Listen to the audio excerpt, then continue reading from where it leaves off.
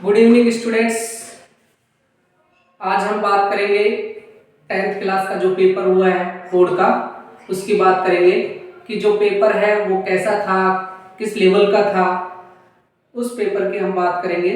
Students, paper ठीक ठाक था, ज़्यादा उसको इजी भी नहीं कर सकते तो हार्ड भी नहीं कर सकते, एवरेज पेपर था।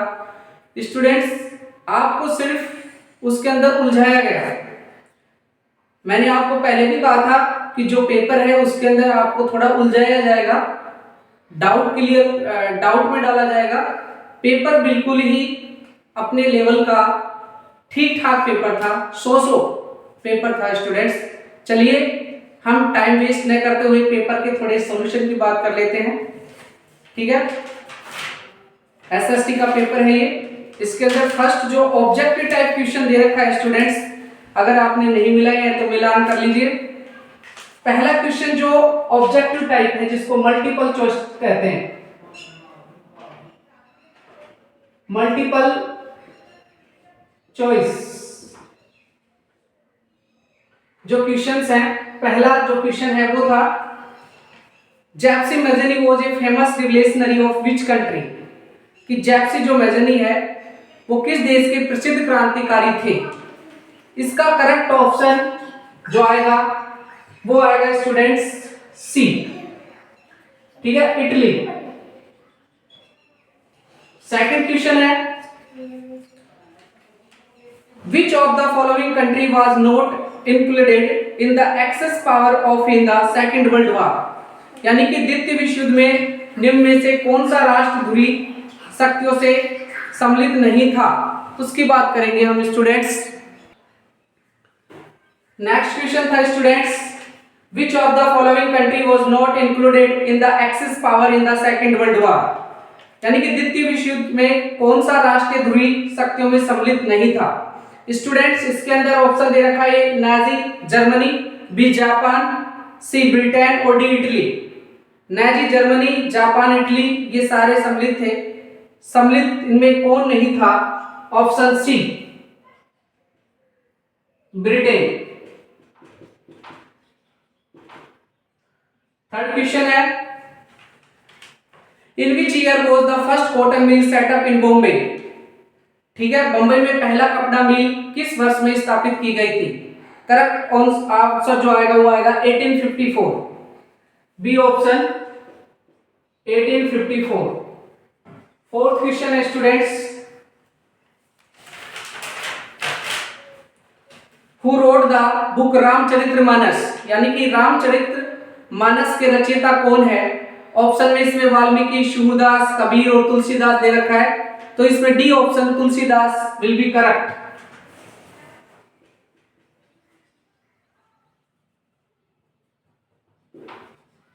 तुलसीदास ऑप्शन बिल्कुल सही आएगा स्टूडेंट्स। नेक्स्ट है what is the meaning of the word volume, कि जो शब्द वैलम है उसका अर्थ क्या होता है? स्टूडेंट्स, जो वैलम है अगर हम उसकी बात करें तो जो वैलम शब्द है वो क्या होता है? What is volume? वैल्यूम क्या है? तो वैलम जो है वो स्टूडेंट्स एक थिक क्लॉथ होता है, और वो किसका बनता है? एनिमल की स्किन का बनता है। ध्यान रखेंगे, एक थिक क्लॉथ होता है और जो किससे बनता है? एनिमल की स्किन से प्रिपेयर किया जाता है, उसे हम वैलम बोलते हैं। और इसका करेक्ट जो आंसर आएगा वो आएगा बी।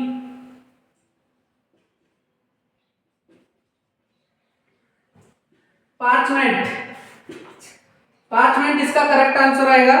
6 वाला जो क्वेश्चन है वो है when were plants first included to the list of protected species. Students, कि पौधों को पहली बार संरक्षित जातियों की सूची में कब शामिल किया गया? ऑप्शन 1991 दे रखा है, 1992 दे रखा है, 1993 दे रखा है, 1994 दे रखा है। इसका करेक्ट आंसर आएगा ऑप्शन नंबर ए इन 1991। 6 वाला A option 1991 will be correct. आप मैच कर सकते हैं अपने क्वेश्चन को कि आपके कितने मार्क्स आ रहे हैं। नेक्स्ट क्वेश्चन है कि by which name is slash and burn agriculture known is Andhra Pradesh, कि कर्तन दहन जो कृषि है, स्लेश बर्न जो कृषि है, उसे आंध्र प्रदेश में किस नाम से जाना जाता है? पहला क्वेश्चन का जो ये क्वेश्चन है उसका ऑप्शन है वालरे, बी ऑप्शन है पोडू, सी ऑप्शन है खिल और डी ऑप्शन है क्रुशुआ। करेक्ट आंसर जो आएगा स्टूडेंट्स वो आएगा बी ऑप्शन पोडू। 7 वाला जो क्वेश्चन है उसका आएगा पोडू, बी ऑप्शन पोडू आएगा। और इसको हम पेंडा भी बोलते हैं, ठीक है, इसका अदर नेम पेंडा भी हो सकता है और इसमें पोडू दे रखा है तो podu will be correct answer students. Next जो क्वेश्चन है वो 8 वाला क्वेश्चन है कि which of the following is a non metallic minerals, ठीक है, इनमें से कौन सा अधात्विक खनिज है। ऑप्शन में बॉक्साइट है, लीड है, गोल्ड है, मीका है। स्टूडेंट्स इसका जो करेक्ट आंसर आएगा वो सी आएगा, mica. Mica will be correct answer. 9th question है कि the length of India's coastline is, या इंडिया की जो तटीय रेखा है उसकी लंबाई कितनी है। स्टूडेंट्स इसका जो करेक्ट आंसर है वो आएगा 7516.6 किलोमीटर। डी ऑप्शन जो है वो करेक्ट है, जिसका आएगा 7516.6 किलोमीटर। ये करेक्ट आंसर आएगा स्टूडेंट्स इसका। नेक्स्ट जो क्वेश्चन है 10, वो क्वेश्चन है कि which of the following countries share border with Belgium, कि निम्न में से किस देश की सीमा बेल्जियम से लगती है। ठीक है, तो बेल्जियम से किस देश की सीमा लगती है। ऑप्शन ए दे रखा है फ्रांस, बी दे रखा है ब्रिटेन, सी दे रखा है स्पेन, डी दे रखा है इटली। तो जो करेक्ट आंसर है वो ए ऑप्शन फ्रांस आएगा students, A option France.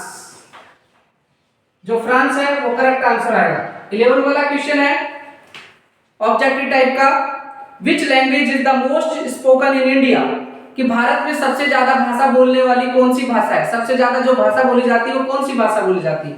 Option में मराठी, तेलुगु, बंगाली दे रखा है और हिंदी दे रखा है। करेक्ट आंसर जो होगा वो सी ऑप्शन होगा, सी ऑप्शन होगा स्टूडेंट्स, हिंदी। 12 वाला क्वेश्चन है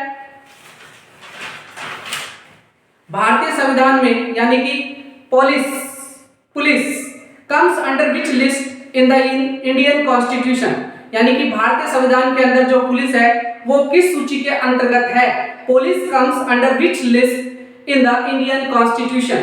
ए union list, B state list, C concurrent list और डी रेजिडियरी सब्जेक्ट्स। इसका जो करेक्ट आंसर आएगा स्टूडेंट्स इस क्वेश्चन का वो आएगा option B, B option will be correct. और जो है स्टेट लिस्ट इसका करेक्ट आंसर आएगा स्टूडेंट्स, ध्यान रखिए। 13 जो क्वेश्चन है उसकी हम बात कर रहे हैं। 13 क्वेश्चन है which of the following parties is a part of the national democratic alliance, यानी कि निम्न में से कौन सा दल राष्ट्रीय जनतांत्रिक गठबंधन का हिस्सा है स्टूडेंट्स, यानी कि जो नेशनल डेमोक्रेटिक अलायंस है, ठीक है, किसका हिस्सा है। इसके अंदर ऑप्शन दे रखा है पार्टियों का name, Bharatiya Janata party, B Indian National Congress, C Communist Party of India, D Aam Aadmi party. तो इसका जो करेक्ट आंसर आएगा वो ए ऑप्शन आएगा, Bharatiya Janata Party. A option आएगा बीजेपी, ठीक है, Bharatiya Janata Party, Bharatiya Janata Party. 14 question है स्टूडेंट्स कि who among the following gives recognisations to political parties, यानी कि निम्न में से कौन सा राजनीतिक दल को मान्यता देता है। कौन सा ऑप्शन राजनीतिक दलों को यानी कि पॉलिटिकल पार्टी को मान्यता देता है। इसके अंदर ऑप्शन ए दे रखा है लॉ कमीशन, बी ऑप्शन दे रखा है माइनॉरिटी कमीशन, सी ऑप्शन दे रखा है इलेक्शन कमीशन और डी ऑप्शन दे रखा है नेशनल कमीशन फॉर वुमेन। तो जो करेक्ट आंसर आएगा वो सी आएगा स्टूडेंट, सी। इसमें आएगा ईसी, जिसे हम इलेक्शन कमीशन कहते हैं, इलेक्शन कमीशन। आप हमारे वीडियो को मैच भी कर सकते हैं कितने क्वेश्चन इसके अंदर आए हैं। अधिकतर मैं कहूं पूरे के पूरे पेपर के अंदर अगर हम बात करें तो लगभग 95% जो क्वेश्चंस हैं वो हमारे द्वारा बताए गए, जो वीडियो के माध्यम से आपको समझाया गया उसी के अंदर से पुट अप किए गए। सिर्फ घुमा के क्वेश्चन पूछे गए स्टूडेंट्स, नेक्स्ट क्वेश्चन है, इलेक्शन कमीशन आया इसमें 15 जो क्वेश्चन है वो है which metal coin did Indians use as currency, यानी कि भारत के अंदर कौन सी धातु के सिक्के, ठीक है, जो मुद्रा के रूप में इस्तेमाल होते थे वो कौन कौन से थे। स्टूडेंट्स, कौन से चीज की जो धातु है उसके जो सिक्के थे वो मुद्रा के रूप में हम इस्तेमाल करते थे इंडिया के अंदर, वो कौन से हैं। ऑप्शन इसमें सिल्वर दे रखा है, बी गोल्ड दे रखा है, सी कॉपर दे रखा है और all of this D option दे रखा है। स्टूडेंट्स, अगर हम बात करें तो ज्यादातर जो चलन में आते थे सिक्के, करेंसी जो आती थी, सिक्के जो होते थे वो कॉपर के होते थे, लेकिन तीनों जो भी मेटल है उनका भी यूज होता था, सिल्वर का भी, गोल्ड का भी, कॉपर का भी यूज होता था। तो इसका करेक्ट जो आंसर आएगा वो डी ऑप्शन होगा, ऑल ऑफ दिस। 15 का D option, all of this. अगर इसके अंदर ये पूछते कि सबसे ज्यादा जो मुद्रा चलन में आती थी वो किस धातु की आती थी, तो इसके अंदर कॉपर आंसर आता है स्टूडेंट, लेकिन इसके अंदर जो आंसर है वो डी ऑप्शन है, all of this. Next question है, the dam is situated on the Narmada river, कि नर्मदा रिवर जो है उसके ऊपर कौन सा बांध बना हुआ है, ठीक है। तो करेक्ट आंसर अगर हम बात करें तो ऑप्शन में दे रखा है हरिके बैराज, सरदार सरोवर, राणा प्रताप सागर, जवाई डैम। इसका करेक्ट आंसर जो आएगा स्टूडेंट्स वो आएगा ऑप्शन ए, ऑप्शन ए, और ऑप्शन ए में आएगा सरदार Sarovar dam, Sardar Sarovar dam will be correct answer students. Next question है, most modern medium of telecommunication is, यानी कि दूरसंचार का जो सबसे आधुनिक माध्यम है वो कौन सा है। अगर हम आधुनिक की बात करें तो स्टूडेंट टेलीग्राफ, ईमेल, फैक्स, ये सारे आधुनिक है, लेकिन सबसे आधुनिक माध्यम पूछा है, ठीक है, जो सबसे मॉडर्न है, मोस्ट मॉडर्न है, उसके बारे में पूछ रहा है। तो इसका जो करेक्ट आंसर आएगा वो आंसर आएगा स्टूडेंट्स बी ऑप्शन, ईमेल।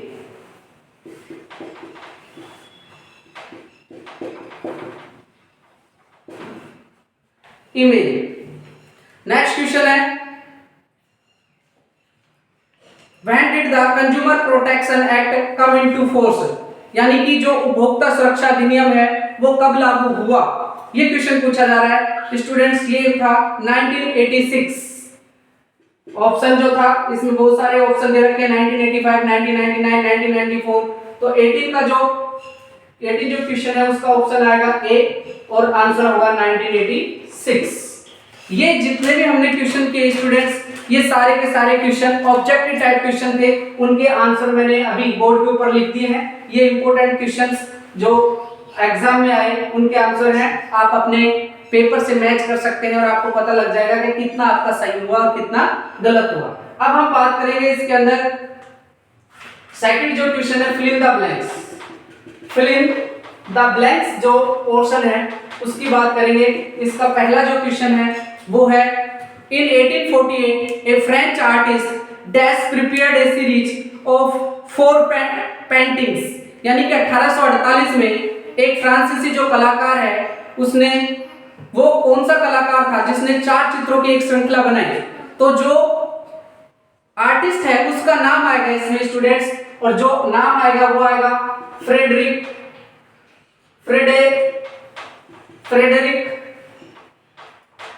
सोल्यू। ये इसका आंसर करेक्ट आएगा स्टूडेंट्स। सेकंड क्वेश्चन है, Hirakud dam is situated on dash, यानी कि जो हीराकुड बांध है वो किस नदी के ऊपर बनाया गया है, वो आएगा महानदी। थर्ड वाला क्वेश्चन है फिल इन द ब्लैंक्स का, वो है भूदान मूवमेंट वाज स्टार्टेड बाय, यानी कि भूदान जो मूवमेंट है वो किसके द्वारा स्टार्ट किया गया था। स्टूडेंट्स, थर्ड जो क्वेश्चन है वो था कि भूदान मूवमेंट वाज स्टार्टेड बाय, यानी कि भूदान आंदोलन किसके द्वारा प्रारंभ किया गया था। इसका करेक्ट आंसर आएगा थर्ड वाले का, विनोबा भावे। विनोबा